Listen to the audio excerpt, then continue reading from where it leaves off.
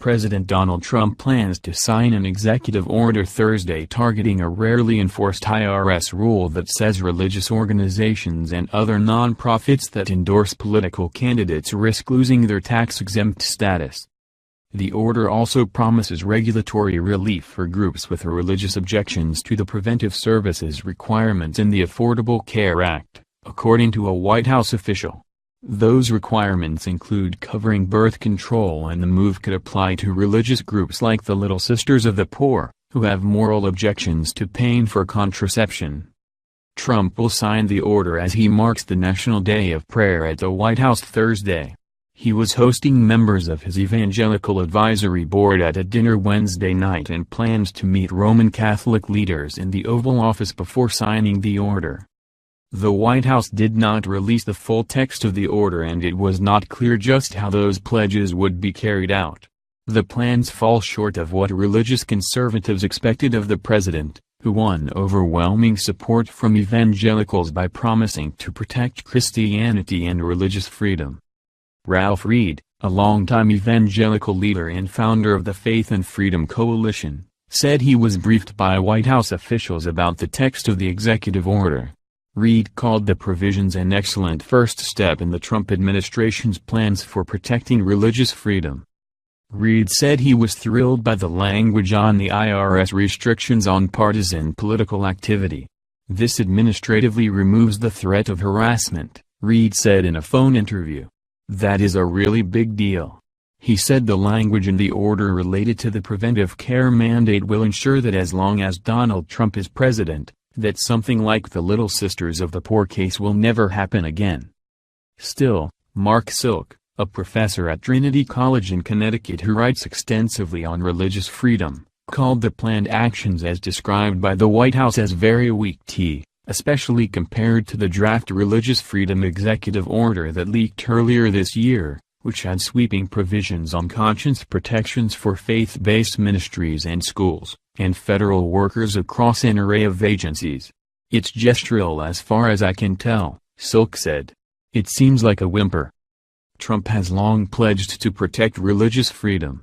He promised to totally destroy the law prohibiting the political activities, known as the Johnson Amendment, when he spoke in February at the National Prayer Breakfast, a high-profile Washington event with faith leaders, politicians and dignitaries. Fully abolishing the regulation would take an act of Congress, but Trump can direct the IRS not to enforce the prohibitions. The White House official, who sought anonymity despite the president's criticism of anonymous sources, told reporters Wednesday night that the order will direct the IRS to use maximum enforcement discretion over the rule. The move is favored by some of the Christian conservatives who helped fuel his rise to the presidency. The regulation, named for then-Senator Lyndon Johnson, was enacted in 1954 and prohibited partisan political activity for churches and other tax-exempt organizations. The policy still allows a wide range of advocacy on political issues, but in the case of houses of worship, bars electioneering and outright political endorsements from the pulpit. The rule has rarely been enforced.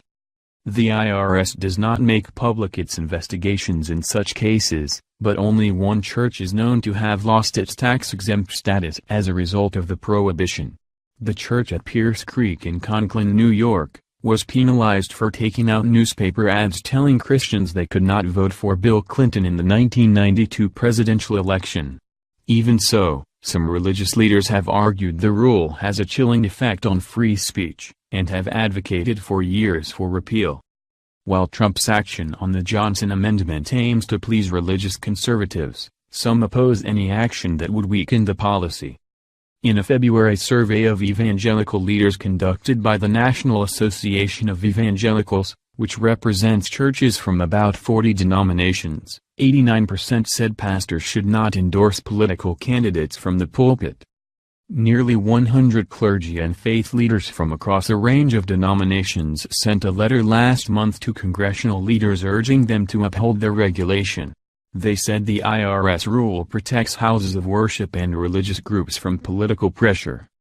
Easing political activity rules for churches also raises questions about whether churches could be pulled into the campaign finance sphere and effectively become dark money committees that play partisan politics without disclosing donors. The order's health care provision could apply to groups like the Little Sisters of the Poor, who run more than 24 nursing homes for impoverished seniors, and have moral objections to paying the birth control costs of women in their health plans. The Obama administration created a buffer meant to shield those groups, but they said it didn't go far enough. They continued to press their case in the courts. Last year, the Supreme Court asked lower courts to take another look at the issue in search of a compromise.